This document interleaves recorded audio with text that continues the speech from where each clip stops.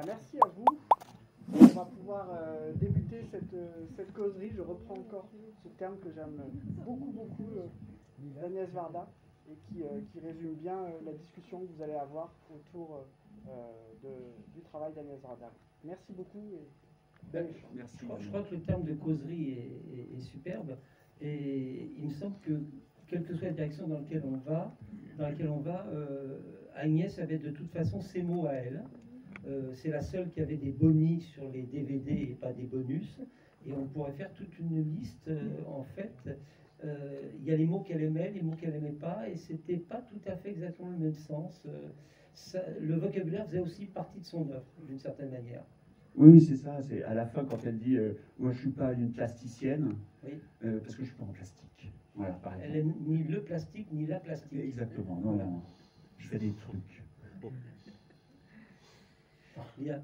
Bah, écoutez, on va peut-être faire de façon assez classique, c'est-à-dire que si vous avez des questions, des remarques, des coups de cœur, des coups de pied, des coups de ce que vous voulez, des coups de tête, et notamment des questions pour Didier et Johanna, qui ont donc très très bien connu Agnès, c'est vraiment l'occasion, à la fois sur ce film, bien sûr, si vous avez des réactions à court terme, puisque vous êtes encore en plein dedans, ou de façon beaucoup plus large sur l'œuvre d'Agnès Varda, qui est large et protéiforme.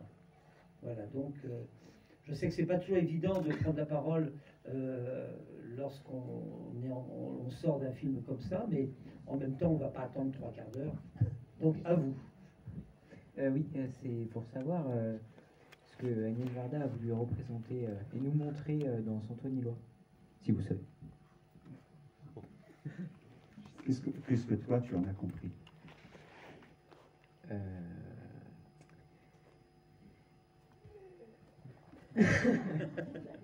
Oui, voilà, d'où un peu la question, mais ce que j'en ai compris, c'est...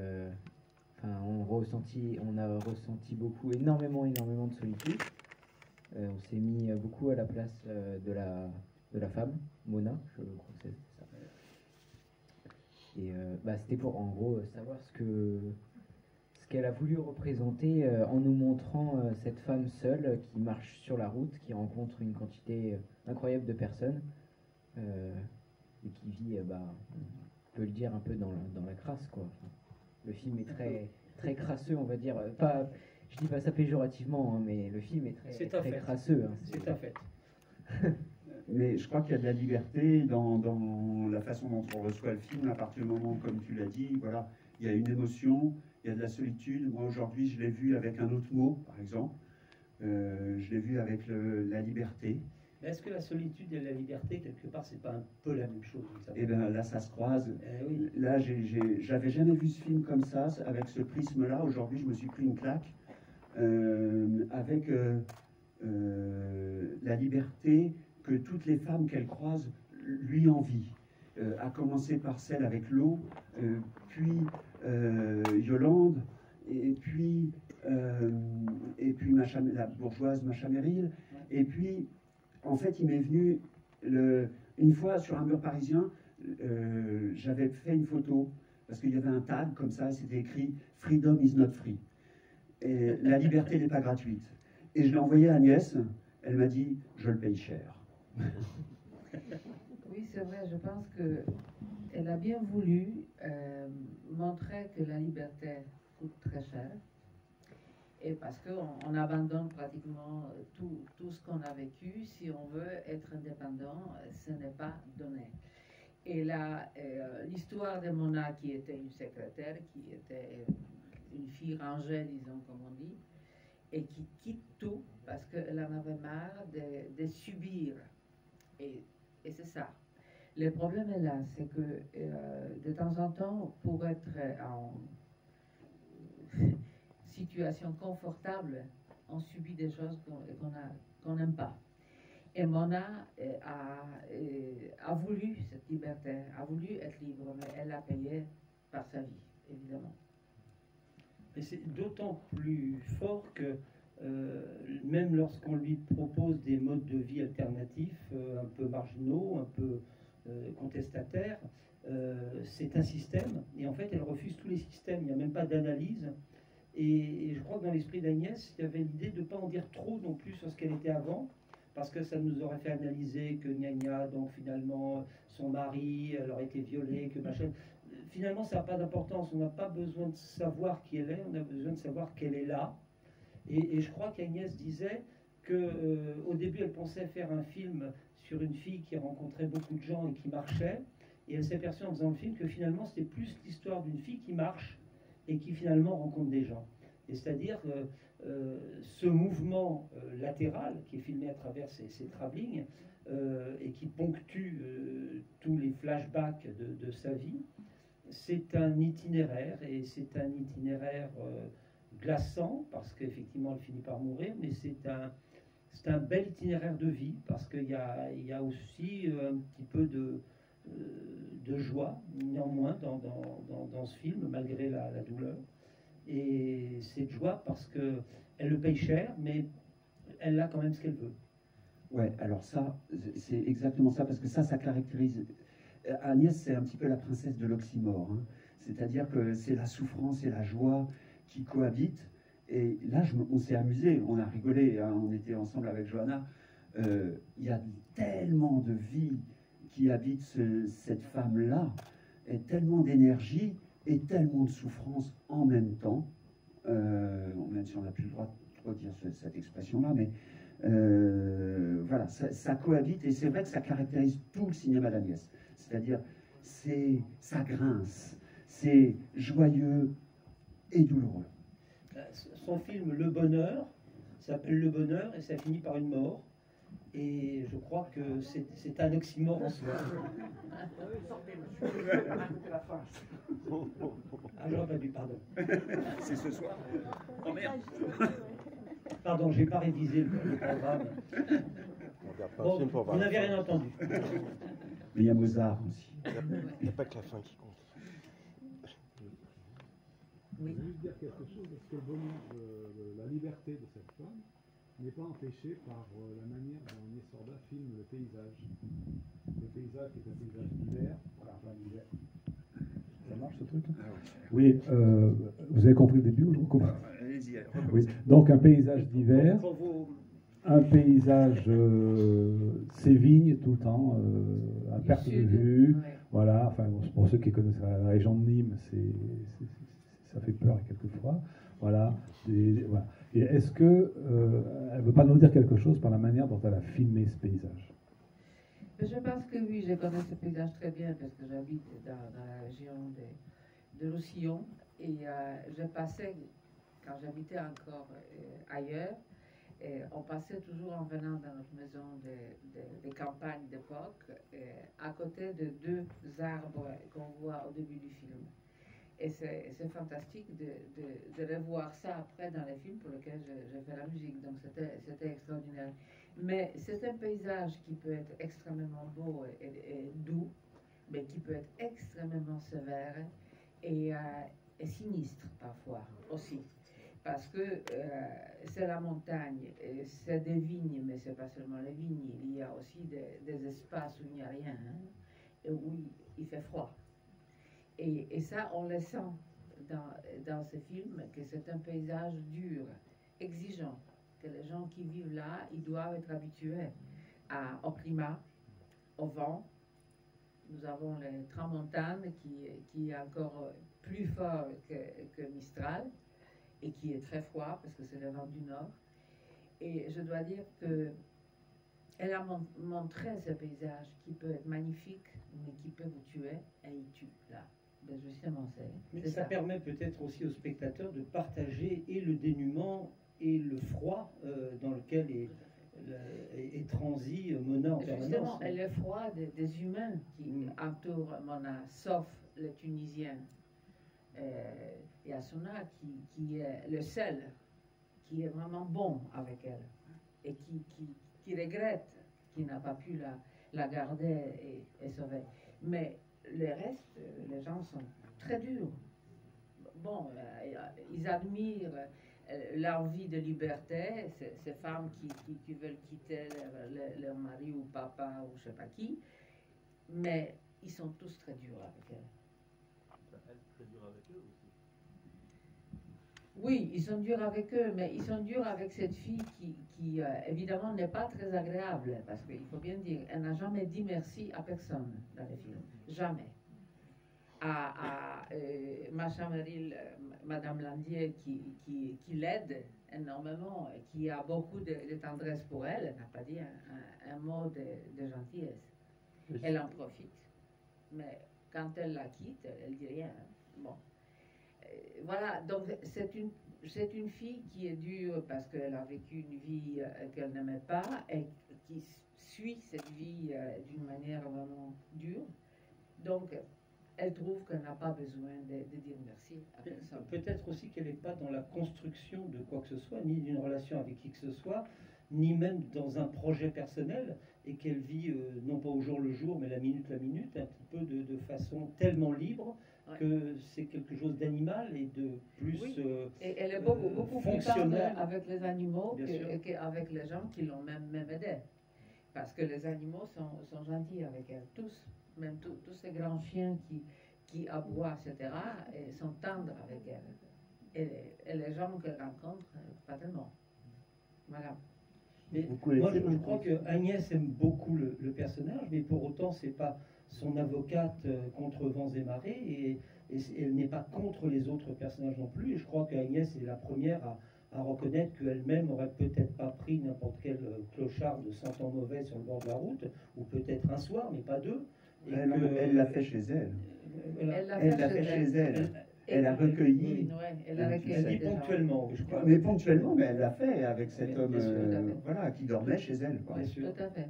Mais il y a une chose à raconter, parce que à l'époque où elle m'a demandé de faire encore des fragments de plus, d'écrire pour les films, et surtout pour la scène de viol, c'est écrit exprès. Et je suis allée voir les premiers montages du film, qui n'étaient pas encore les derniers, pas définitifs, et c'était à Paris, à la Cinémathèque. Et à côté de moi était assise, c'est la première fois que je l'ai rencontrée, Sandrine Bonner, qui était toute jeune. Elle avait, je ne sais pas, 18 ans. Elle sortait à peine de Nos Amours de Piala. Ah, tout à fait. Et elle m'a dit, mais tu ne peux pas t'imaginer qu'est-ce que j'ai souffert pendant le tournage. Parce qu'elle n'a pas pu laver ses cheveux pendant 3 semaines. Elle a dû grossir. Elle est assez lourde dans les films, qu'elle n'était pas du tout, parce qu'elle est très mince, toujours.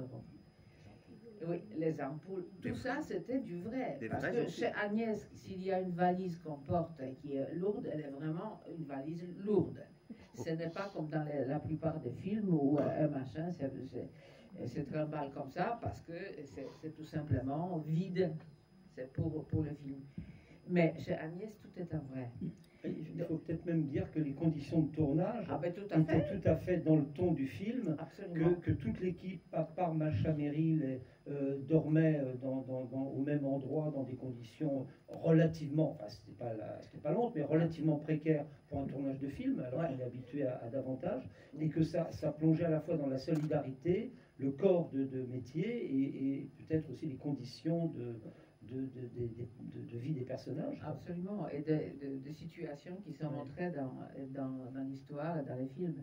Mais pour Sandrine, elle n'a jamais oublié ce tournage, parce que je me souviens, on a montré les films toutes les deux à Prades pendant toute une semaine pratiquement.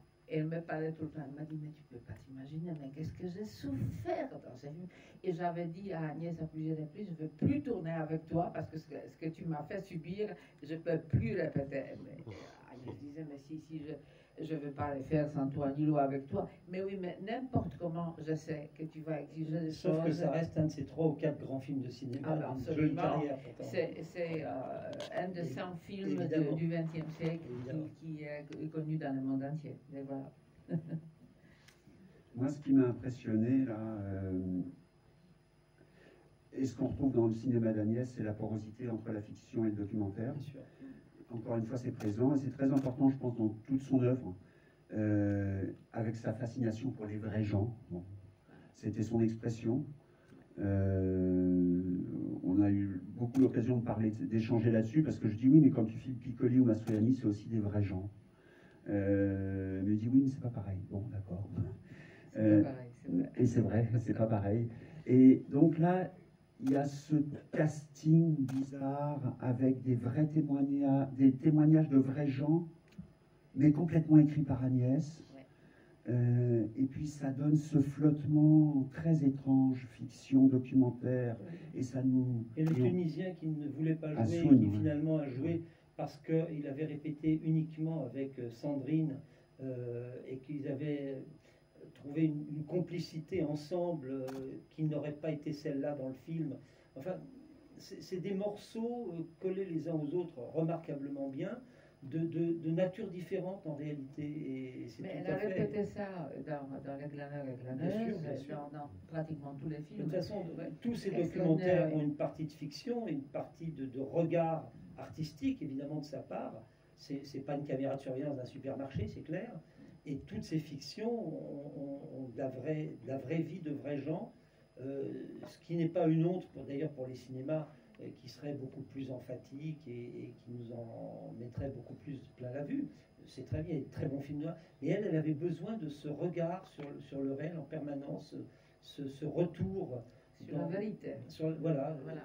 Sur une vérité qui, en tout cas, la sienne, transfigurée par son regard, qui est un regard de poète et d'artiste en permanence, mais qui donne un ton très particulier. Et quelle que soit la nature de ses films, je crois qu'on reconnaît sa patte. Oui, toujours. Et puis, je dois aussi essayer de noter un petit peu le processus de cette femme-là, parce qu'il est unique. Le processus de création d'Agnès, il est un peu unique. J'ai tendance à dire que c'est pas forcément une cinéaste, mais c'est une artiste qui fait du cinéma. Mais elle a commencé par la photo. Exactement. Et c'est ce qu'elle fait dans tous ses films. C'est la photo de la réalité, de la vie d'aujourd'hui quotidienne. C'est ça. Et donc il y a une trame. Il y a une trame scénaristique, mais ce n'est pas le matériau premier de son travail. Pour avoir collaboré et parlé beaucoup avec Patricia Masui qui a monté le film et qui fait partie de la famille des cinéastes d'Agnès, en fait, même dans ce que Patricia produit aujourd'hui. C'était son assistante. Je crois qu'elle avait eu un rôle très important dans les relations avec les squats et les marginaux, que peut-être Agnès n'aurait pas touché de la même manière, et elle lui avait apporté énormément beaucoup de cette vérité qu'on retrouve dans le film. Exactement. Et en fait, elle m'a raconté les premiers montages de ça. Et je me suis dit, mais c'est pas possible. Elle m'a dit, le premier montage, sur la vie des platanes, il y a 45 minutes. C'est-à-dire qu'Agnès est partie parce que ça l'intéresse, et le premier montage, il y a 45 minutes sur la maladie des platanes. Elle peut faire un film entier sur les pommes de terre. Oui, elle peut, ou sur les chefs qui n'ont pas de cornes, ou je sais pas quoi, mais parce que ça la passionne, et elle part là-dedans avec une sincérité incroyable. Et c'est très important, il faut que ça soit dans le film. Voilà, ça c'est les premiers... Et dans son processus de travail, c'est ça, quoi. Tout est important. Il y a Quel que soit l'objet, quelle que soit la personne, il y a une gourmandise du regard qui est absolument unique. Et une boulimie. Oui. Parce que c'est une curiosité sans fin. Et au-delà de la curiosité, c'est un émerveillement sans fin. C'est-à-dire que, c'est ce qu'on se disait ce midi avec Johanna, c'est-à-dire que c'est pas un émerveillement comme adolescent, comme les enfants, où on découvre un monde nouveau. Non, c'est un émerveillement d'une femme bien adulte, bien mature, qui sait ce que c'est que la souffrance, et qui sait ce que c'est que la souffrance, et donc qui peut partager la souffrance de chacun des vrais gens qu'elle peut rencontrer. Ça fait partie des caractéristiques d'Agnès, à mon sens, et humaine, et bien sûr artistique. Elle avait surtout une énorme curiosité de gens. Et quand elle aimait quelqu'un, j'avais cette chance, quand elle devenait vraiment une amie, elle s'intéressait aux moindres détails, aux moindres choses de la vie de ses amis, de ses proches, toujours. Donc, c'est extraordinaire. Je te racontais que quand mon mari est mort, c'était 2 ans avant la mort d'Agnès, donc en 2017, elle me téléphonait toutes les semaines. parce que j'habite pas à Paris, j'habite donc dans le sud justement, et elle me téléphonait pour savoir comment j'allais, parce qu'elle s'inquiétait pour moi. Et elle m'a dit, mais si tu as un problème, tu m'appelles, hein, je viens. Elle est venue chez moi déjà avant, mais bon. Donc c'était aussi quelqu'un qui était occupé, qui avait énormément de choses à faire. Jusqu'à la fin de sa vie, elle a tourné. Et quand elle aimait quelqu'un, elle s'occupait de cette personne. Elle avait les pensées pour cette personne. C'est très rare. Parce que dans le monde bon, dans le monde en général, mais dans le monde des artistes, très, très grands artistes comme elle était Agnès, l'intérêt pour les autres est, disons, un peu... J'ai pas travaillé avec elle comme vous, mais j'ai le sentiment que c'est quelqu'un, quoi qu'elle touche, ça devient de l'art. Ses cheveux, c'est de l'art, la rue Daguerre, c'est de l'art, mais les relations avec les autres, c'est de l'art aussi. C'est-à-dire que tout ce qu'elle fait est transfiguré. Il n'y a pas d'un côté la sécheresse administrative d'une vie, je fais les courses, j'écris à la Sécu, etc. Et de l'autre côté, le cinéma, la photo. J'ai l'impression que tout ce qu'elle touche prend une teinte particulière et une couleur. Enfin voilà. Et ça, je trouve ça absolument exceptionnel, quoi. C'est un être. Rare. Oui. C'est un être rare, oui. Et ce qui est formidable, c'est que j'ai l'impression que, je ne sais pas si vous avez eu l'occasion de voir plusieurs films d'Agnès, là, pendant ces quelques jours ici, mais en fait, à voir comme ça plusieurs films, on a l'impression de rentrer dans une espèce d'intimité avec elle. C'est-à-dire qu'elle est là, présente, on ne sait pas comment, on ne sait pas, elle est dans le champ, pas dans le champ, il y a de sa voix, il n'y a pas sa voix, mais on a l'impression d'être avec les préoccupations d'une femme qui se veut évidemment témoin du monde dans lequel elle vit, parce que ça aussi c'est très marquant dans ce film-là. Encore une fois, elle a cette façon de capter l'air du temps. Waouh, tu dis ça, le milieu des années 80 là, waouh, c'est exactement ça, quoi. Et puis voilà, parce que je sais plus ce que je voulais dire. Il y a peut-être d'autres questions, d'autres remarques. Alors je voulais. Alors là, on commence là, puis on a tout le temps, ça sera pour vous après. Alors je voulais parler un peu du film. Je n'ai pas connu, je n'ai pas côtoyé Agnès Varda, donc j'ai pas d'écho maintenant. Alors il me semble dans le film quand même, moi je le vois d'une manière assez pessimiste, et je vois quand même une tristesse, une grande tristesse dans le film. J'ai l'impression que cette fille-là, elle court après un peu sa mort, c'est-à-dire c'est comme si, et cette liberté qu'on ressent, c'est un peu comme cette ivresse qu'on se permet avant la fin du monde. C'est un peu comme le verre de vin qu'on prend avant de se suicider, parce que on a l'impression qu'elle veut pas en fait survivre. C'est-à-dire elle met en échec tout. Toute personne qui veut l'aider, elle se met en échec. On a l'impression qu'il y a une sorte d'instinct de mort chez elle qui est très très fort. Et d'ailleurs, c'est pas anodin, à mon sens, que le premier plan du film soit le même que le dernier. Il y a comme une notion de prédestination et qu'elle peut pas vraiment échapper après tout ce trajet à revenir un peu à ce que quelque part elle cherchait. Donc c'est pour ça que, alors en effet, il y a une notion de liberté, mais teintée de quelque chose d'assez sombre.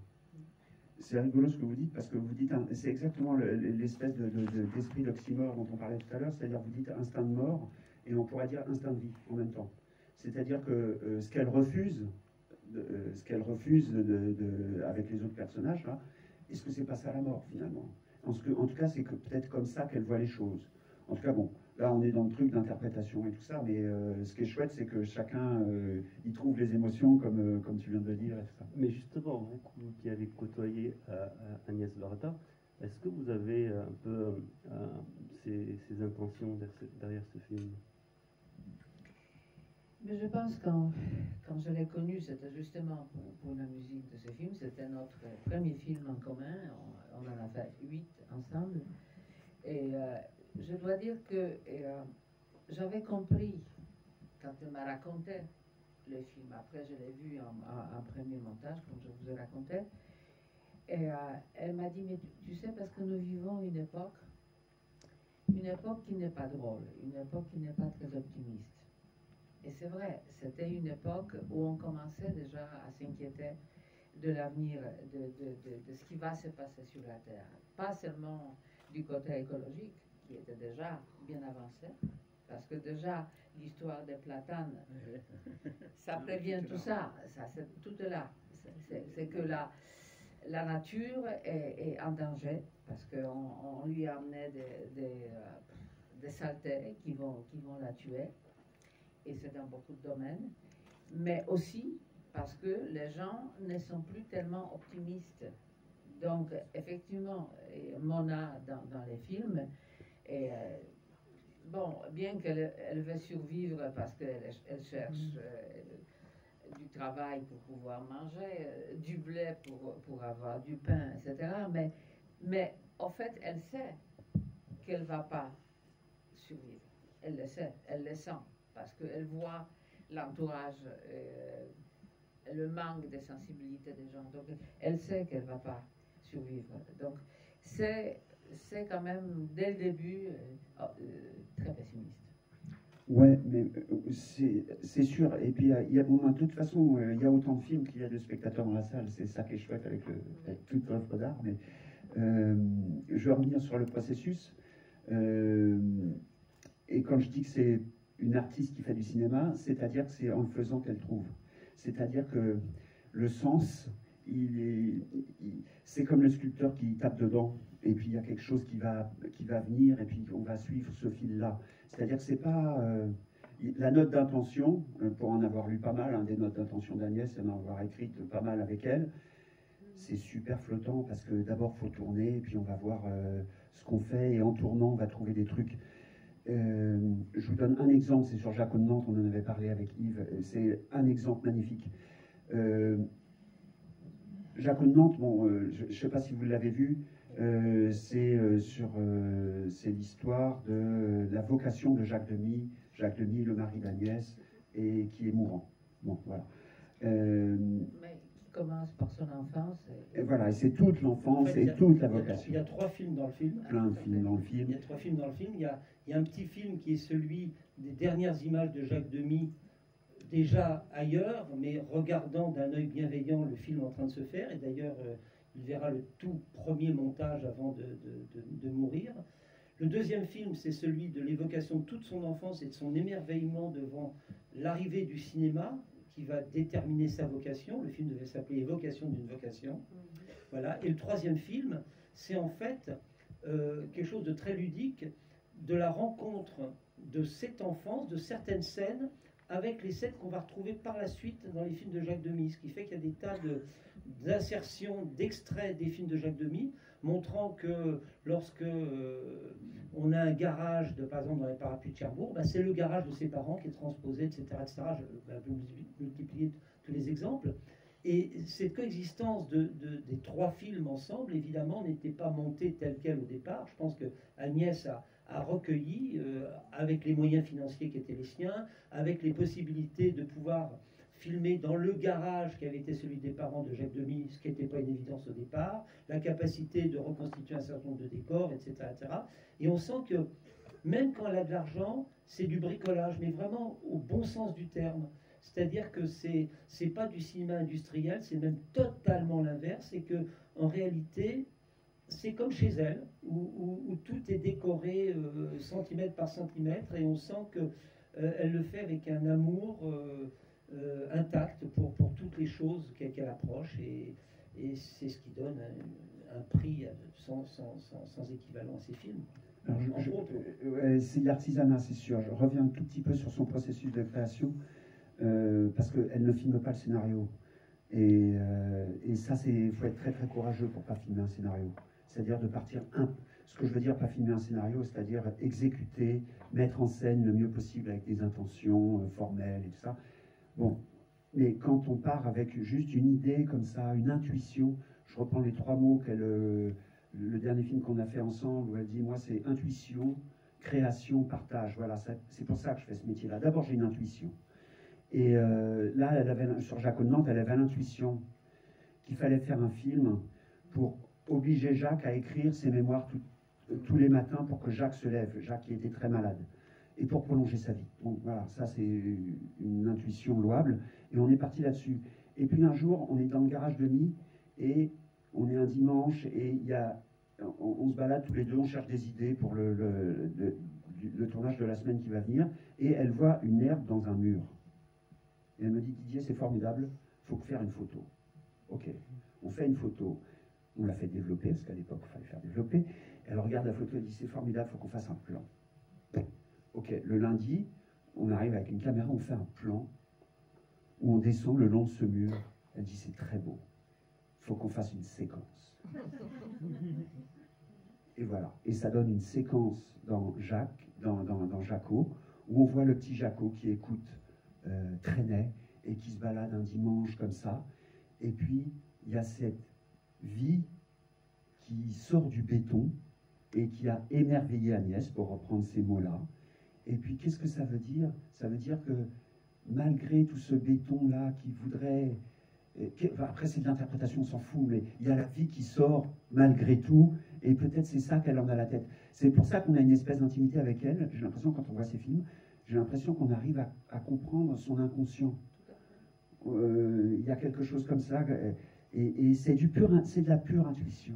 Et c'est comme ça que ça avance, et j'ai pas rencontré ça avec aucun autre cinéaste. C'est unique, son processus de travail. Mais effectivement, tu dis la vie, c'est vrai qu'on parlait de la vie, de la mort, mais j'ai le sentiment que c'est la vie, que ça soit celle d'une herbe dans le mur, ou que ça soit d'inconnu dans la rue, même à qui on ne veut pas parler, cette vie, il y a un émerveillement continuel envers tout ce qui vit, que ce soit le végétal, que ce soit l'humain, et l'organisation de cette vie.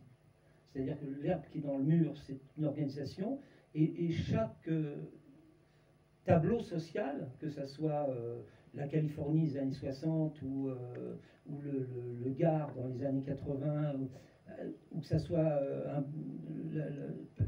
la ville de Sète ou la plage dans les années 50, etc., on a l'impression qu'elle prend l'essence de ce que ça représente, la façon dont vivent les gens en communauté et s'organisent et donnent, parce qu'on a l'impression que tout le monde donne avec elle. Même ce que c'est parfois dans la rétention, mais qu'il se passe quelque chose. Il y avait cette dame qui... Alors... Non, il y a encore la dame. Voilà. Alors, j'aimerais bien qu'on revienne sur le personnage principal, donc le personnage de Mona. Et je voudrais savoir si la volonté d'Agnès Varda avait été de montrer un peu le désir de la jeunesse à l'époque, d'un désir de liberté, et, de se démarquer de tous les systèmes qui étaient actuels, et même la volonté de n'importe quelle jeunesse qui est de se démarquer d'un système. Est-ce que ça serait pas ça la jeunesse? Oui, je pense. Non, mais je pense qu'Agnès a participé dans énormément de batailles, pas seulement de jeunesse, mais de femmes, et beaucoup de batailles, disons, sociales, pour améliorer les conditions de vie des gens. Elle avait participé dans les manifestes des femmes pour l'avortement. Elle était une des... qu'on appelait... Combien il y en avait 243. 243 salopes, c'est ça. Ouais, mais c'était la presse qui a Ah non, c'était eux qui se programmaient, c'était une sorte de... Non, c'était la presse. C'est pas vrai. C'est la presse qui les a appelés les salopes. Oui, voilà. Mais elle a aussi lutté pour énormément d'autres choses. Elle était contre tout ce qui avait la couleur coloniale, etc. Elle était vraiment très ouverte aussi. Et sur l'IVG, on le voit bien dans L'une chante, l'autre pas. Et on voit même Gisèle Halimi, qui est présente dans le film. Sûr, tout à fait. C'est un marqueur. D'ailleurs, j'ai rencontré la première fois Agnès, elle ne se souvenait pas très bien, c'était l'année de la femme, en 71, je pense, et j'étais invitée, comme beaucoup de femmes à ce moment-là, par France Culture à une discussion à la radio publique live. Et il y avait Gisèle Halimi, il y avait Simone de Beauvoir, il y avait Agnès Varda, Bon, bref, moi j'étais une jeune compositrice polonaise d'origine, n'est-ce pas? Donc il fallait que je parle de la condition des femmes en Pologne. Et c'était une émission extrêmement passionnante, où il y avait beaucoup de femmes écrivaines, etc. Et à un moment donné, bon, ben, je racontais que, bon, en Pologne, c'est pas tout à fait la même chose, parce que les femmes étaient à l'université déjà au XVe siècle, et en jupe et pas en pantalon comme en Italie, et que, bon, il y avait des femmes qui faisaient de métiers d'hommes depuis très longtemps, et qui en avaient marre de ça d'ailleurs, et à l'époque communiste, justement là, parce qu'elle faisait le métier, elle conduisait des énormes tracteurs et des machins qui faisaient des routes. Et il y avait même une chanson qui était faite que nous voulons retourner à nos canapés, avoir de belles roses et boire des bonnes choses et ne pas conduire des tracteurs. Donc ça, c'était une petite blague. Et quand je racontais tout ça, et c'est vrai que je n'ai jamais senti, comme femme compositeur, que j'étais femme compositeur. J'étais compositeur tout court. Et quand je suis arrivée à Paris en 68, effectivement, j'ai senti que j'étais une femme. C'était une différence. Hein. Maintenant, ça a changé, grâce à Dieu. Mais à l'époque, d'être femme compositeur, c'était rarissime et on n'était pas considéré pareil. Bon, donc, j'ai raconté tout ça. Et à un moment donné, quand je terminais mon speech sur la condition des femmes polonaises, on passait une de mes musiques sur l'antenne, donc on pouvait discuter dans les studios. D'ailleurs, quand je parlais, il y avait des ingénieurs du son de l'autre côté qui me faisaient des signes. Bon, bref, c'était assez drôle. Et là, j'ai entendu Simone de Beauvoir qui disait à Gisèle Halimi et Agnès a fait des signes qu'elle comprenait ça. Gisèle Halimi qui disait, mais elle doit dire la vérité parce qu'elle a l'air tellement épanouie. Donc, c'était une émission où Agnès a participé avec énormément de commentaires. Mais c'est vrai qu'il y avait une différence. Oui, elle était évidemment. Agnès engagée, voilà, elle est engagée sur tous les fronts, à toutes les époques. Voilà. Et avec, me semble-t-il, la gourmandise d'être dans son temps et d'être au milieu de cette bulle où il se passait des choses dans le monde. Elle était à Cuba, elle était en Californie, etc. Pour essayer de comprendre quel vent soufflait sur le monde et éventuellement participer à ça. Quoi. Elle voulait être dans la vérité de l'époque. Voilà, c'est tout. Moi, je trouve personnellement le personnage de Mona très très fort, dans la mesure où Mona incarne la liberté ultime au péril de sa vie, mais en même temps, elle sert de révélateur pour chaque personne qu'elle rencontre, de révélateur sur les travers, les mesquineries, les lâchetés, qu'elles soient morales ou matérielles. Il y a le message politique aussi quand on voit l'exploitation, les conditions de vie des travailleurs marocains et tunisiens, hein, qui sont encore d'actualité d'ailleurs.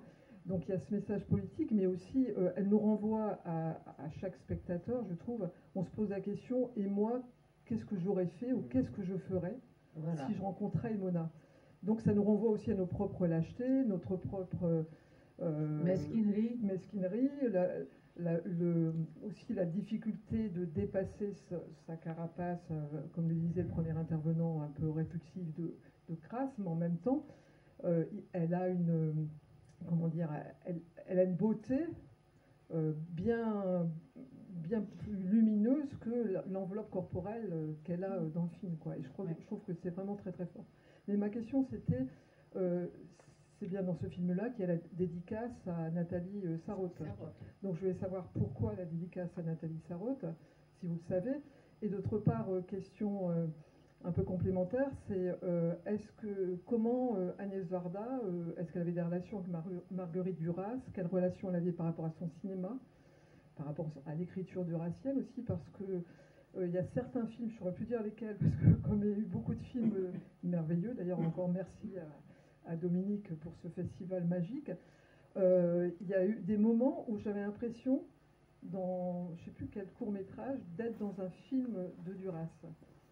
Donc, est-ce qu'elle avait des contacts avec Duras? Voilà. Et la dédicace à Sarraute aussi. Bon, elle était très amie avec Avec Sarraute, ça c'est sûr. Oui, c'était une grande amitié. Je ne sais pas si elle était vraiment amie avec Duras, je ne crois pas. Elles étaient très différentes comme personnages, très différentes. Je pense que avec Sarraute, elles étaient très proches, très très proches. Mais c'est peut-être Marguerite Duras qui a vu des choses d'Agnès. C'est pas le contraire, je pense. Enfin, personnellement, je ne ressens pas du tout le même style chez les Marguerite Duras en tant que cinéaste. Ça me semble peut-être plus radical, peut-être plus de sécheresse. Mais enfin, bon, après, c'est comme on le disait tout à l'heure, tout ça est éminemment subjectif et ça dépend du regard de chacun. Mais Agnès, il y a quelque chose qui la caractérise, c'est que c'est pas une intellectuelle. Voilà. Elle a les pieds dans la terre, c'est un arbre.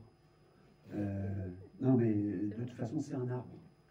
Voilà. Et elle a les pieds bien ancrés, c'est du réel.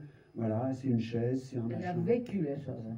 Elle vit, oui, alors j'ai toujours du mal à parler d'elle au passé, parce que voilà. C'est ça. Voilà, elle vit les choses, elle est ancrée dans la terre, il n'y a jamais rien d'analytique, d'intellectuel.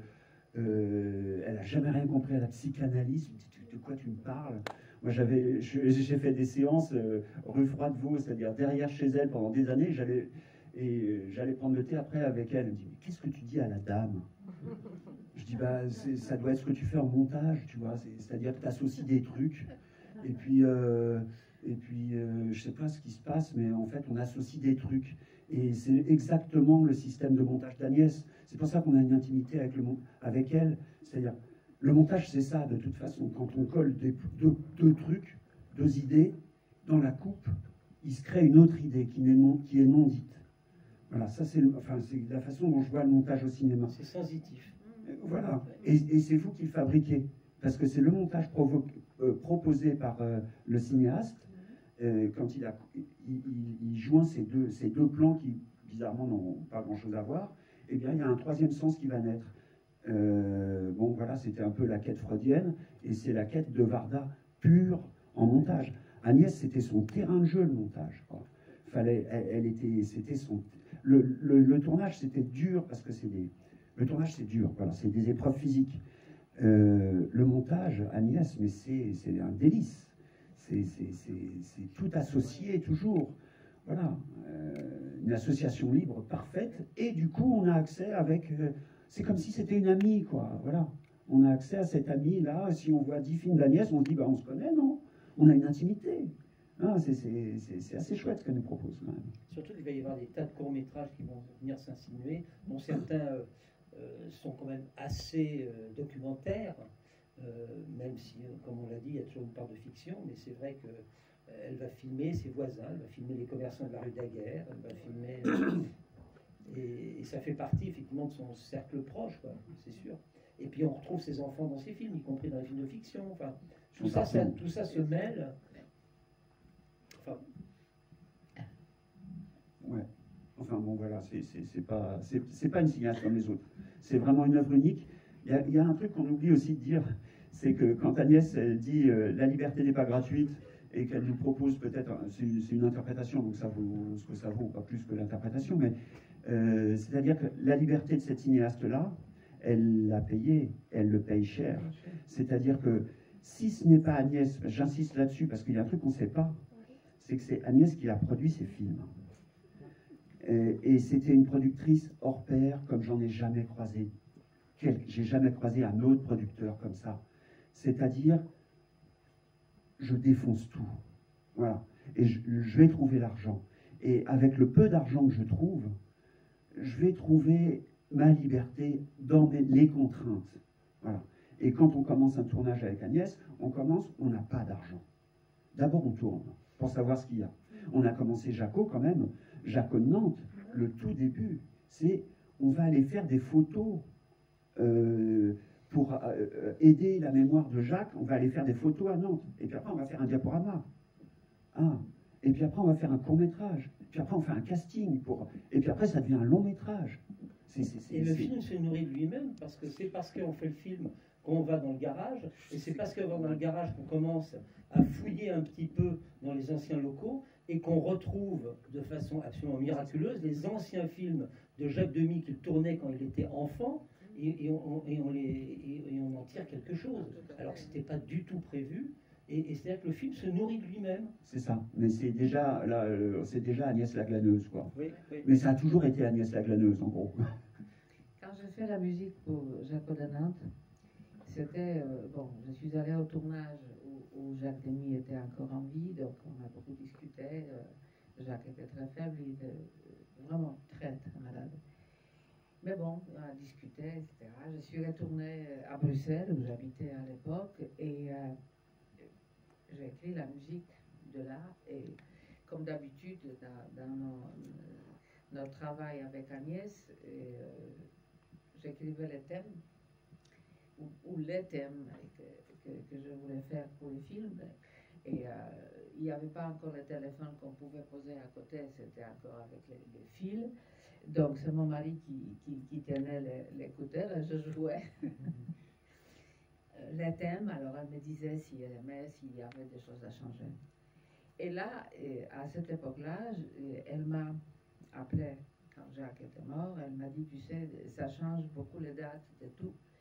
Et qu'on me pousse à accélérer le montage du film et de finir le film, qu'elle voulait faire un mois plus tard ou 6 semaines plus tard. C'est parce qu'il voulait le présenter en ouverture de Cannes. Justement, voilà. Donc, elle devait le faire plus tôt. Donc, elle m'a appelé en me disant, est-ce que tu peux enregistrer la musique à cette période-là? C'était, je crois, en février ou quelque chose comme ça.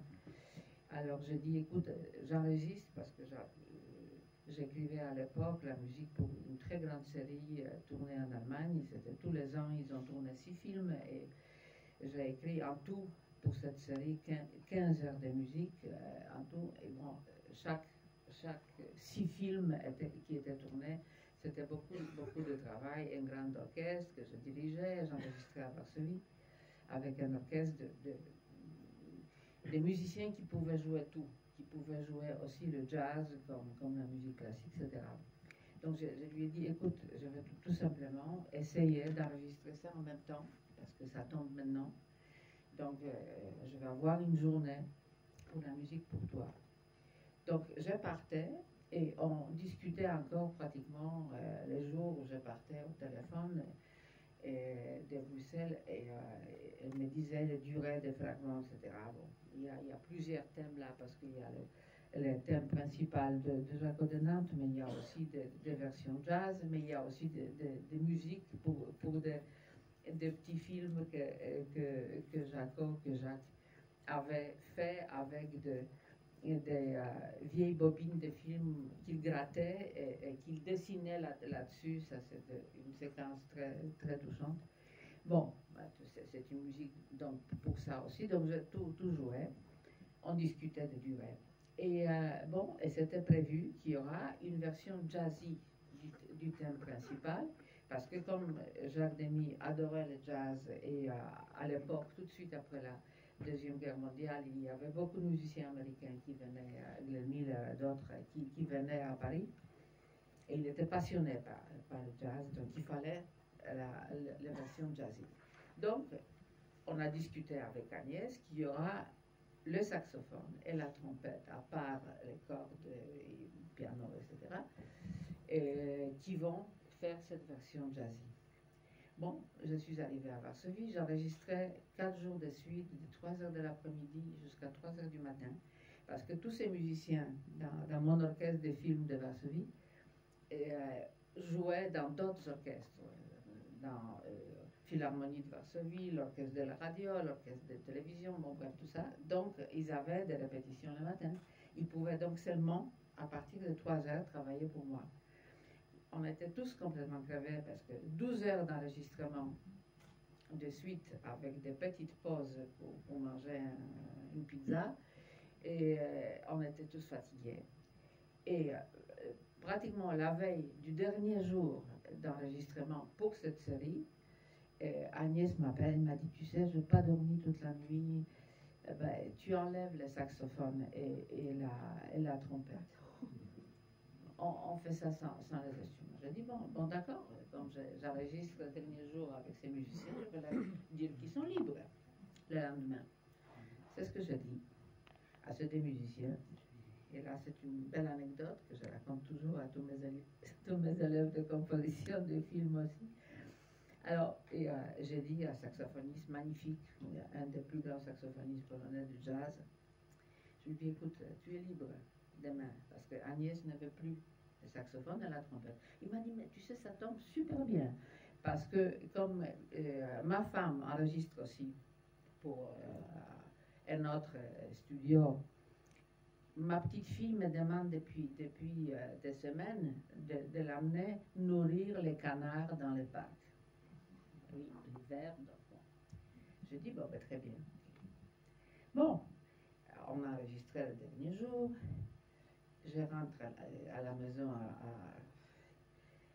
vraiment complètement morte et j'ai demandé déjà à la copiste, parce que j'ai dû refaire l'orchestration à cause de ça, de faire le matériel d'orchestre nouveau. Elle travaille déjà. Bon, à midi, tout est prêt pour l'enregistrement pour Agnès à 3h. Agnès m'appelle à midi. Écoute, non, tu avais raison, il faut le saxophone et la trompette. Alors là, je tombe pratiquement de ma chaise. Je dis, Agnès, mais comment je vais faire? C'est dans 3 heures qu'on enregistre. Je ne sais pas si je vais trouver mes musiciens. Elle m'a dit, mais tu vas trouver, je te connais, tu vas les trouver. Bon, alors, ok. Donc, j'appelle l'inspecteur d'orchestre en me disant, écoute, retrouve les saxophones et la trompette, parce que finalement, ils doivent enregistrer. Il m'a dit, avec la trompette, aucun problème, il est libre, parce qu'il était libre prévu pour toi. Mais le saxophoniste a changé d'appartement, il n'a pas encore le téléphone.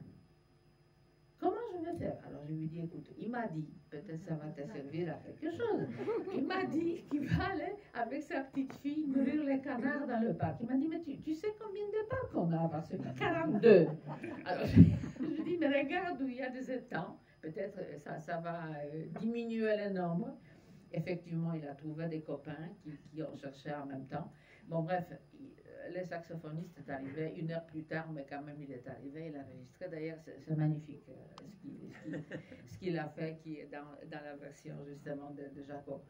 Mais c'était donc une anecdote pour parler de ça. Et après, Agnès m'a dit, mais tu sais, je m'excuse, mais tu comprends, j'étais dans le désarroi parce que Jacques était mort et plein de choses changeaient, etc. J'ai dit, mais je t'en veux pas du tout, mais je lui ai envoyé pendant plusieurs années des cartes, toujours avec des canards, de quelque part où je partais. Mais en tout cas, ça résume bien, encore une fois, la façon dont elle travaille, Agnès. Hein. C'est-à-dire, on cherche. Ouais. On cherche et c'est très compliqué de finir un film.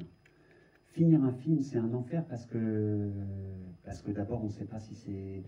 Qu'est-ce qu'on pourrait encore améliorer? C'est des films sans fin. Enfin bon, c'est comme tout geste créatif, vous allez me dire. Mais bon, là, évidemment, il y a l'industrie qui nous donne des dates et qui nous oblige à rendre. Et on se dit, tiens, bah là, c'est fini, quoi. Mais c'est vrai qu'elle s'est autorisée à toutes les étapes de création. Le fait qu'elle soit productrice de ses propres films autorisait une espèce de liberté et de faire, de refaire, de jeter, de reprendre, de tricoter, ça, de bricoler. Mais elle avait le dernier mot aussi sur ces films.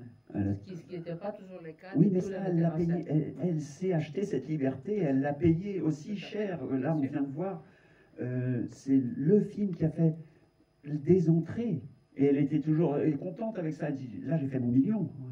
Mais sinon, bah, j'en ai pas fait une entrée, quoi. Tu vois. Et bon, voilà. Mais bon, c'est son cinéma. Et si mon cinéma ne te plaît pas, tu t'as qu'à aller dans la salle d'à côté, comme elle vient de dire. Mais voilà, on ne va pas la changer. Elle est comme ça. C'est son regard sur le monde. Et ça perdure. En tout cas, elle arrive à nous le partager encore aujourd'hui. D'autres questions? Oui. Je voulais simplement savoir comment Fred Chichin était arrivé dans la musique de ce film, parce que quand on regarde sur Wikipédia, on voit que vous, madame, êtes la celle qui avait fait la musique, mais avec la collaboration de Fred Chichin. Alors je me demandais comment il était... C'est pas tout à fait la collaboration. Elle a choisi certaines musiques comme aussi d'autres fragments qui accompagnaient les scènes. Mais la musique qu'elle a commandée, c'était chez moi. Donc je ne peux pas dire que c'est la collaboration avec Fred Ça, Chichin. Mitsuko, c'était préexistant. Oui, exactement. Ça, c'est des choses préexistantes, oui. Et donc une autre petite question. Comment vous ressentez les paroles des chansons de une chante et l'autre pas? Bon, je n'ai pas travaillé avec elle sur ce film.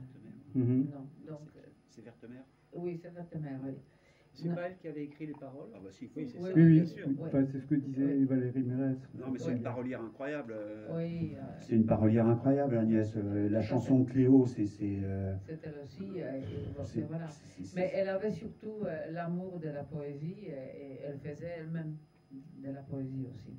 Elle écrivait de la poésie, elle a l'amour de la poésie, ça l'a tenue en vie jusqu'au dernier souffle. Je raconte l'anecdote quand même. Non, pas tout de suite. Non, parce que c'est super émouvant. On a fêté ses 90 ans. Donc Agnès, elle est morte à 90 ans et 8 mois. Et donc on va fêter ses 90 ans. Elle dit, bon là, c'est moi qui organise tout. Et je veux pas que ce soit mes enfants qui organisent le truc. J'organise tout et il n'y a que mes amis. Voilà, pas ma famille, que mes amis. Et Agnès, elle nous reçoit et elle a préparé toutes les chambres, extrêmement personnalisées, avec le petit bouquet de fleurs pour un tel, le petit chocolat pour un tel, tout ça. Bon, de l'amour. Du spray d'amour, comme ça. Et au moment de on passe 3 jours comme ça avec elle dans son moulin là, à Noirmoutier. Et au moment de partir, elle me dit, j'étais le premier à devoir rentrer à Paris, elle me dit, non, mais avant, je voudrais te dire une poésie. Je voudrais dire à tout le monde une poésie. Parce que vous comprenez, là, je suis malade, donc je vais à l'Institut pour me soigner. Donc en attendant les soins, en fait, pour m'occuper, j'apprends de la poésie. Voilà. Et elle nous a dit un poème de Baudelaire qui s'appelle « Sois sage ô ma douleur et tiens-toi bien tranquille ». Voilà. On a bien rigolé, on a bien pleuré. Elle était morte de rire. Elle se fondait la gueule, on était tous en larmes. Il faut rappeler que 10 ans plus tôt, pour ses 80 ans, elle avait 80 ballets. 80 ballets. Voilà, et nous avons tous apporté des ballets. Voilà, dans un placard. Et mon mari, à l'époque, pour ses 80 ans, moi je suis allée évidemment fêter avec elle à Paris et avec plein de gens.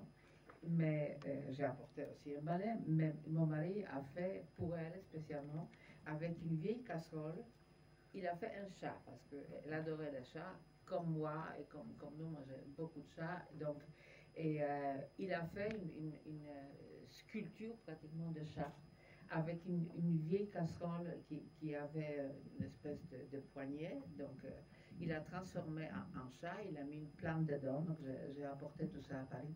Elle a adoré cette casserole. Elle était dans la première place dans sa maison, rue Daguerre. Elle m'a dit, mais tu sais, dis à Jürgen, dis à ton mari que ce chat, il va rester avec moi jusqu'à la fin de ma vie. Oui. Est-ce qu'elle a été malade longtemps? Je sais quand elle a été malade, mais ça a duré des années ou... Non, pas des années. Oui, Je dis 2 ans et demi. Ah non, Ouais. Plus. En tout cas... Elle ne le disait pas, mais... Non, elle le disait pas. C'est-à-dire que, bon, en fait, elle ne voulait pas l'annoncer ni à son fils ni à sa fille, hein, quand même. Hein. C'était ça le truc. Donc nous, on était au courant, et il fallait pas... voilà, elle voulait le taire, donc elle se débrouillait pour aller aux soins seule, et puis à un moment, elle a dit, bon, j'arrête les soins. Voilà. Mais ce qui est formidable, voilà, je veux juste dire une chose, parce que on disait hier à propos de Ken Loach que la jeunesse n'avait pas d'âge, mais Agnès, c'était une jeune fille, c'est une jeune fille, et elle est morte d'une maladie de jeune fille. Et ça m'a évidemment marqué, parce qu'elle a eu un cancer du sein à 90 ans, avec des cellules qui se sont reproduites à vitesse grand V, comme une femme de 30 ans. Et Agnès, elle est morte d'une maladie de jeune fille, quoi. Et ça, je me suis dit, bah, c'est ça, c'est de toute sa vie dont on se meurt. Mais Agnès, elle est morte de sa jeunesse. Voilà. Mais elle a 90 ans.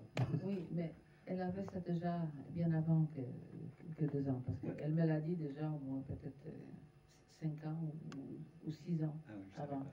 Elle m'a dit, tu sais, je ne veux pas vivre longtemps. J'ai dit, mais tu racontes n'importe quoi. Mais je ne veux pas vivre longtemps, je suis malade. Mais je te l'ai dit à toi parce que tu sais ce que ça veut dire la maladie, parce que mon mari était très malade pendant trop longtemps. Donc, elle le savait. Elle m'a dit, je te l'ai dit, mais je dis à personne. Donc, je savais qu'elle le savait, oui. Question, remarque.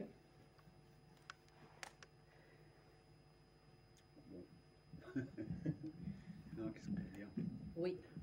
Ah merde.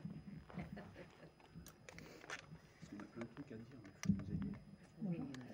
J'ai une petite question par rapport à la musique, même si vous avez déjà un petit peu abordé comment vous avez travaillé avec elle, notamment là dans ce film où elle avait d'abord écouté le quatuor, qu'elle a divisé, etc. Après, vous avez aussi parlé des thèmes, de la notion des instruments qui doivent être présents ou pas.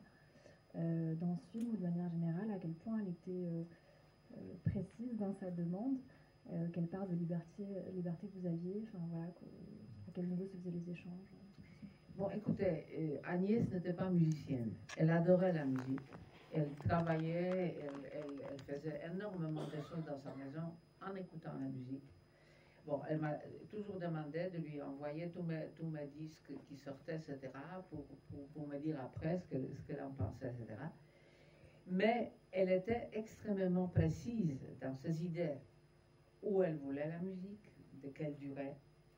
Et elle était juste le contraire du style américain où il y a beaucoup de musique qui enveloppe pratiquement tout. C'est pour ça, comme on a dit au début aujourd'hui, ma musique est dans les travelling et c'est de tous ces 13 travelling qu'elle a fait le générique de début.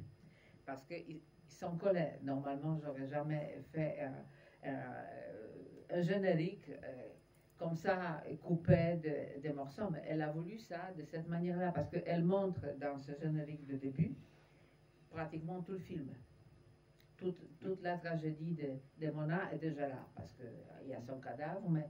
On nettoie les traces. Oui, exactement. Mais normalement, elle savait vraiment très bien ce qu'elle voulait. Par exemple, dans ce dernier film, par exemple, dans Les Glaneurs et Glaneuses, j'ai enregistré la musique dans ma région, donc dans le Roussillon, et on a enregistré d'ailleurs dans ma maison. Les musiciens sont venus, j'ai un salon où on peut enregistrer, on peut tout repousser, tous les meubles, donc on peut mettre jusqu'aux 15-16 musiciens. Et les studios étaient faits dans les bureaux de mon mari à côté. Bon, bref. Donc, on pouvait lui jouer ce qu'on enregistrait. Elle écoutait à Paris. Elle n'est pas venue parce qu'elle ne se sentait pas déjà très, très bien pour trop voyager. Bon, le voyage vers chez moi, où elle est venue chez moi, mais un peu avant. Et il faut venir en avion à Perpignan. Bon, je l'ai cherché en voiture. Mais on peut venir aussi en train, mais c'est 5 heures, hein? Je le sais, parce que je suis venue hier. Bon, bref, donc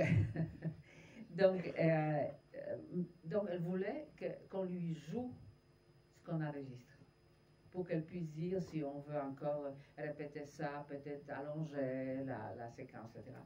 Elle savait parfaitement bien ce qu'elle voulait. Elle me disait, tu sais, tu me fais ce thème avec la fin qui monte. Parce que je vois déjà à l'image qu'avec la fin qui va monter, ça va être parfait. Donc, on faisait ça comme ça. Mais elle savait très bien ce qu'elle voulait, elle aimait la musique, donc c'était très facile. Et je dois dire que c'est... bon, j'ai fait beaucoup de musique, de films dans ma vie, bon.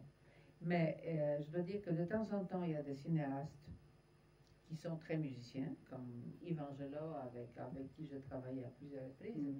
Yves qui joue les instruments, il était pianiste, il a fait l'école normale de musique à Paris. Yves savait aussi ce qu'il voulait. Il a même demandé qu'un thème d'un film qu'on a fait ensemble que je fasse la version pour violoncelle, parce qu'il a commencé à jouer le violoncelle maintenant. D'accord. Ça, c'est extraordinaire, parce qu'on discute la même langue avec un metteur en scène comme ça, comme avec Agnès ou avec Yves Angelo ou d'autres. Mais il y a des metteurs en scène qui ne sont pas musiciens, qui ne savent rien sur la musique, et qui vous disent, ah, j'aimerais un thème dans le rythme de l'argot, mais qui soit comme tango. Alors je dis, oui, c'est ça. J'ai compris. Donc je faisais les thèmes comme je voulais, parce que ça ne vaut pas la peine de discuter, ça ne vaut pas la peine. Et c'est très difficile de travailler avec des metteurs en scène qui n'ont aucune idée de la musique.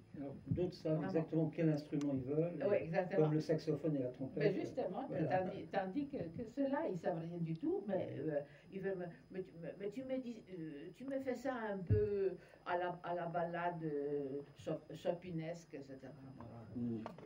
Ok, Ah, oui, d'accord. c'est un côté polonais. C'est ce qu'ils disent, oui. Mais concernant les musiques d'Agnès, moi, j'ai envie de prolonger un peu la question et étant donné la nature extrêmement hétéroclite de ces films, le grand écart entre la fiction et le documentaire, avec, comme on l'a dit, toujours un peu de fiction dans le documentaire et un peu de documentaire dans la fiction, mais c'est vrai que la musique éloigne un peu, met un vernis, et nous éloigne peut-être d'une réalité crue. Lorsque l'on est face à quelqu'un, il n'y a pas de musique dans la vraie vie, si j'ose dire, avec les guillemets. Et comme cette proximité, elle s'estime à la minute et de façon non prévue, comment est-ce qu'on s'adapte? Il faut être là au quart de ton, au quart de minute à chaque moment pour estimer ça par rapport à la musique qu'on va pouvoir mettre, effectivement, parce qu'il y a des moments où il n'y en a pas besoin et il y a des moments où on ne le sait pas à l'avance, quoi. Mais un metteur en scène sensible à ça, comme était Agnès, elle savait très bien où elle voulait mettre la musique ou pas. Et elle savait aussi si les compositeurs, en l'occurrence je parle de moi-même là, si les compositeurs seraient capables d'apporter cette atmosphère qu'elle veut, parce que c'est elle qui savait évidemment ce qu'elle voulait, mais je n'étais pas dans ce sentiment dans sa tête, je la connaissais très bien, mais quand même. Donc, elle expliquait énormément de choses. Et pour travailler avec des metteurs en scène qui ne sont pas très musiciens et qui ne savent pas très bien ce qu'ils veulent, il faut tout simplement faire des essais. C'est ce que je fais. Il y a un truc, c'est que, en fait, quand on voit les films d'Agnès, c'est comme si on voyait. Parce que souvent, je me pose la question, je me dis, qu'est-ce qu'il y a à voir entre Jacques Demy et Agnès Varda? Ils sont tellement. Qu'est-ce qu'ils ont fait ensemble, ces deux-là, quoi? C'est tellement deux œuvres. Ouais, le même émerveillement, la même liberté, voilà. Et après, effectivement, il y a des choses tellement différentes. Et à écouter Johanna parler, en fait, je me dis, mais en fait, Agnès, elle a fait plein de films musicaux. Et elle en a fait beaucoup. On parlait des Cubains tout à l'heure. On parle de l'opéra Mouffe avec la musique de Delru qui est une folie. Tout le travail que vous avez fait ensemble, ce sont des films musicaux en fait. C'est très. Mais tout à fait, surtout quand on pense à Kung Fu Master, oui, voilà. qui était un film assez spécial. On peut dire. Voilà, où Mathieu, son fils, joue l'amant de Jane Birkin. Petit écart d'âge. Ouais. Mathieu a 12 ans, je crois. Oui, ouais. Il avait 12 ans. Bon, et Lou, la fille de Jane Birkin, avait 2 ans, elle était toute petite. Bon, bref, tout ça, c'est une folie. Nous avons présenté. Oui. Et on a présenté ce film avec Agnès au Festival de Berlin. Et je me souviens l'étonnement des gens dans les publics et tout ça, parce que c'était extrêmement osé aussi. Cette histoire d'amour d'un petit garçon avec cette dame qui était beaucoup plus âgée que lui et tout ça. Et en plus, 2 têtes de plus que lui à l'époque. Bon, bref, tout ça c'était. Et la musique joue un rôle très important. Bien sûr. Parce qu'il y a plein de musique. Elle m'a demandé que ce soit avec la flûte, avec tout ça. Elle est venue à l'enregistrement à Bruxelles, encore à l'époque. Et je dois dire, c'était pratiquement un film musical. C'est C'est ça. compliqué. Non, Tout c'est à fait, dingue. tout à fait. Mais sur le thème, j'ai l'impression qu'il y a dans tous ces films beaucoup de choses qui sont assez transgressives, mais qu'elles le passent avec du miel en permanence et qu'il n'y a rien qui nous choque réellement. Alors que si on le met sur papier, on se dit, ouais, quand Ça même. marchera jamais. Dans Lion's Love, Ça marchera jamais. Tout à fait, oui, Ouais. tout à fait, oui. Non, mais c'est pour ça qu'elle ne devait pas écrire. Hein. Alors non, il y a un truc aussi Qui était vraiment marrant sur les fictions. C'est-à-dire qu'elle part donc avec une trame de scénario. Et puis, parfois on écrit, là c'est quand elle écrit la nuit, et puis on tourne le lendemain. Bon. Et puis, et puis on change en cours de tournage ce qu'elle a écrit la nuit. Donc après, on a tourné la scène. Une fois qu'on a tourné la scène, elle demande à la script, dis-moi ce qu'on a tourné, et elle écrit le scénario après avoir tourné. C'est quand même un truc. C'est quand même un truc et de mise en danger, de courage dans le geste. Et du génie. Et du génie. Il faut Daniel. quand même se dire, c'est par là que je vais. Ok, elle s'est pris des murs, elle a raté des films. Oui. Des murmures. Des murmures, ouais, pour ceux qui l'ont vu. Ouais, c'est quand même un sacré courage dans le geste. C'est waouh. Elle est dans le geste de modeler en permanence, qui parfois n'a pas savoir ce qu'elle a comme matériau entre les mains, quoi, mais elle modèle, elle a besoin de remettre en forme en permanence. Mais c'est exactement ça. C'est quand tu vois, voilà, on parle de matériaux, de modèles. On parle de. Et puis, je me suis fait là aussi la réflexion. Sa société de production s'appelle Ciné Tamaris. Mais ça s'appelle pas les films Ciné Tamaris ou production Ciné Tamaris. Ça s'appelle Atelier Ciné Tamaris. Atelier de films. Voilà. Donc, on cherche.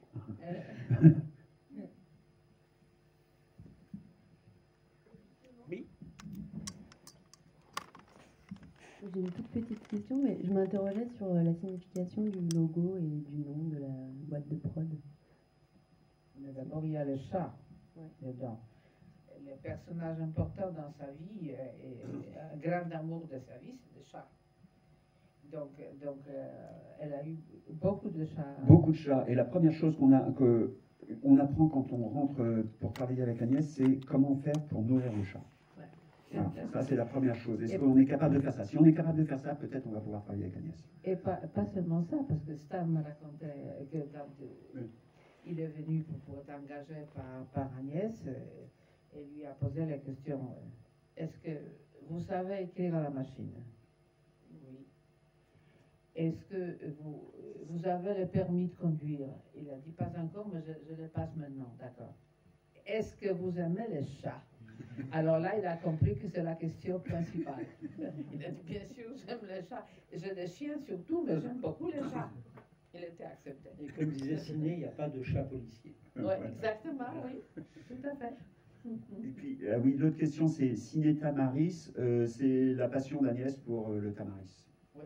Voilà. Et il y en avait plein. Oui.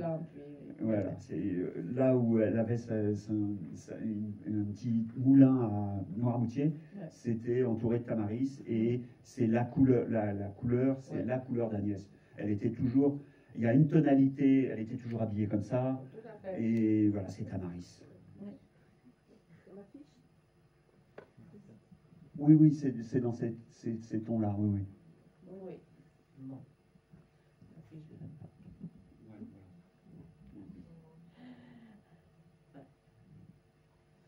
Bien.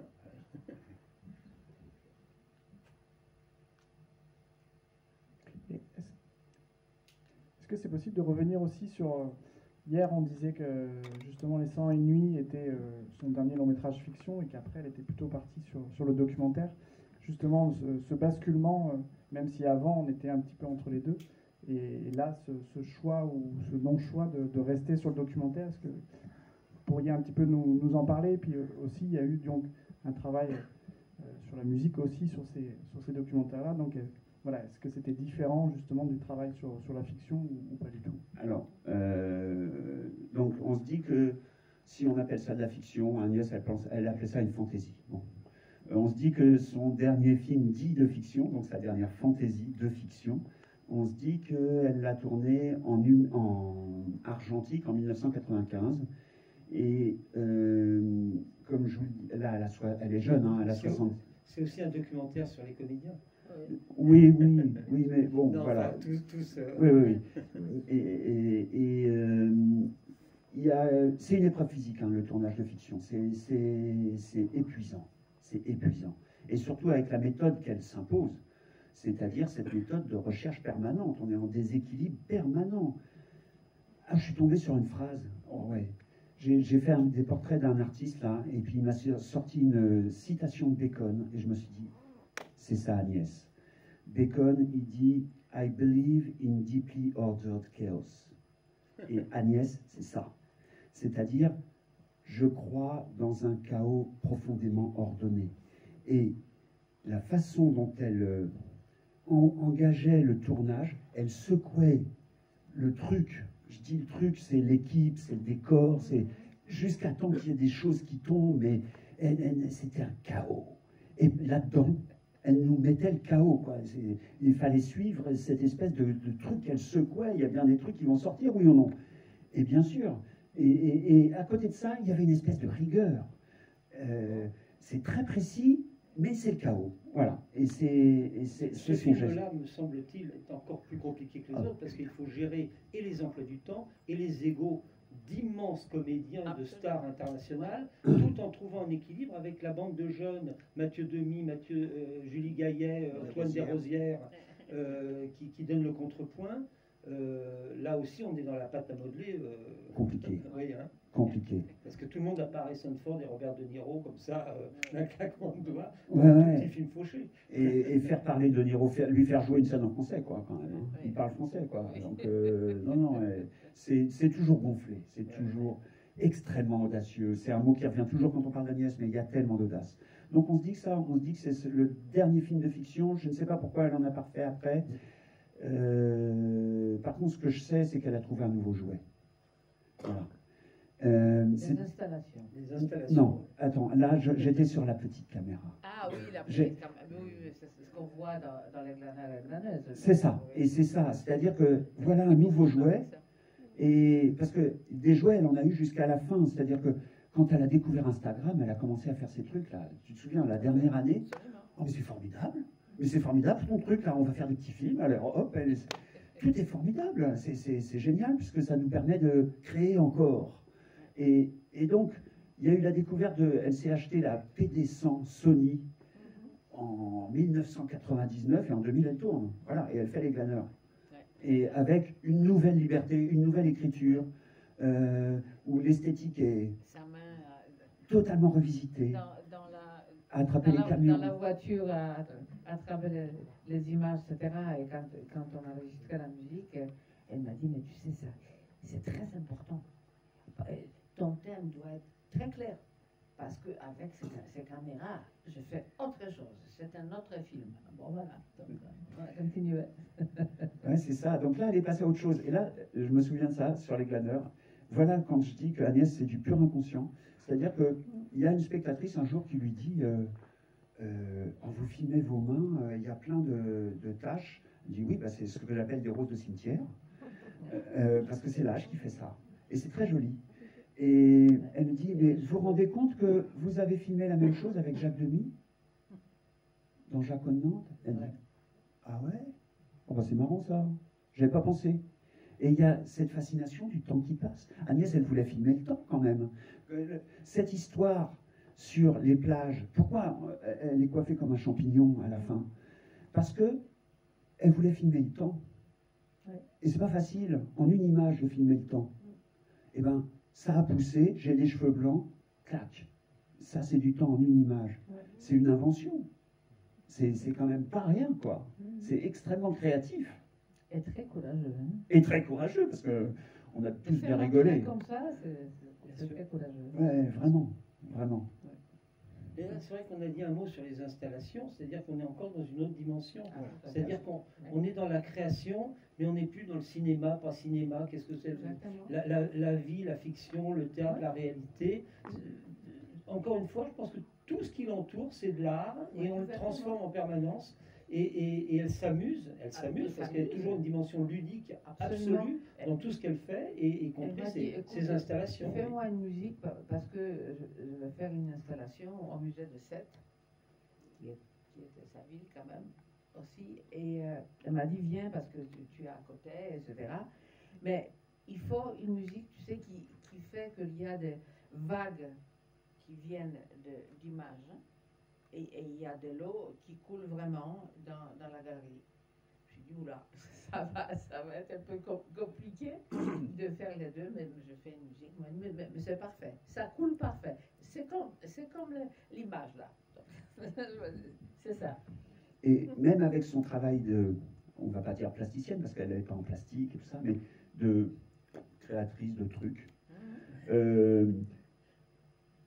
elle fait une œuvre qui s'appelle les Veuves de Noirmoutier. Si vous avez la chance un jour de découvrir cette installation-là, c'est quoi l'idée?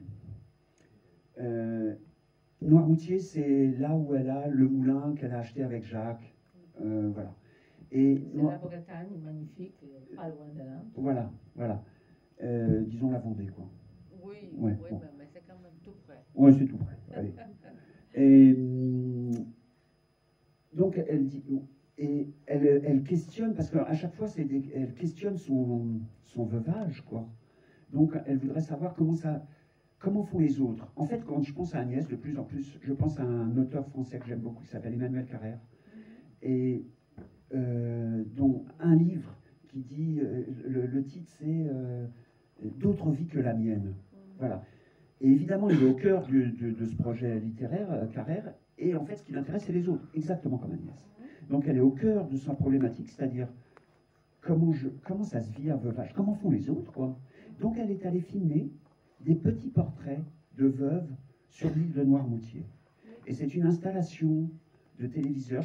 On peut écouter chaque témoignage, et dans l'un des téléviseurs, il y a Agnès assise comme les autres veuves, et muettes. Voilà, c'est bouleversant. C'est bouleversant. C'est bouleversant. Surtout qu'on peut choisir les témoignages de ces veuves. On peut choisir. On peut vouloir écouter celle qui est à droite, celle qui est à droite. C'est magnifique. Mais aussi son installation en forme de pommes de terre qu'elle a fait à Venise. Ça, je te laisse. Extraordinaire. Où elle est arrivée habillée en grosse patate. Avec une patate autour d'elle, etc. Mais surfez Agnès Varda patate, vous allez voir Agnès en patate, mais c'est pas possible. Incroyable. J'ai souvenir qu'à l'enterrement d'Agnès, il y avait deux de ses petits-fils qui ont pris la parole. Ouais. Et le premier a dit j'ai beaucoup de copains qui ont des grands-parents un peu rock'n'roll, mais alors j'ai eu l'occasion d'accompagner Agnès, il disait pas mamie, à Venise. Et honnêtement, parmi mes potes, des potes qui auraient une grand-mère habillée en pommes de terre, j'en ai pas d'autres. et le deuxième a raconté, si ma mémoire est bonne, que ils étaient allés peindre les têtes des potelets de la rue Daguerre de couleur vive et qu'ils s'étaient fait choper par les flics. Et c'est Agnès qui a été chercher au commissariat en engueulant leurs flics en disant ils mettent un peu de couleur dans la rue, foutez-leur la paix, etc. Et ils disent, et elle nous a sortis du commissariat et en hommage à ça, avant l'enterrement, hier, on a été peindre en couleur vanille fraise les couleurs de ses cheveux, toutes les têtes des potelets autour du cimetière Montparnasse. Ouais. Il y a du jeu et de la fantaisie. C'est-à-dire que même dans la mort, il y a quelque chose de ludique et il faut s'amuser de tout en permanence. Ouais. Mais c'est du jeu, enfin c'est du vrai jeu. On en a parlé déjà hier, c'est-à-dire c'est du vrai jeu, c'est-à-dire comme tous les jeux, c'est-à-dire c'est sérieux. Voilà. Un jeu c'est sérieux, il faut le faire sérieusement, mais c'est ludique. Voilà. Donc c'est de la vie en barre. Voilà ce qu'elle nous laisse cette dame-là.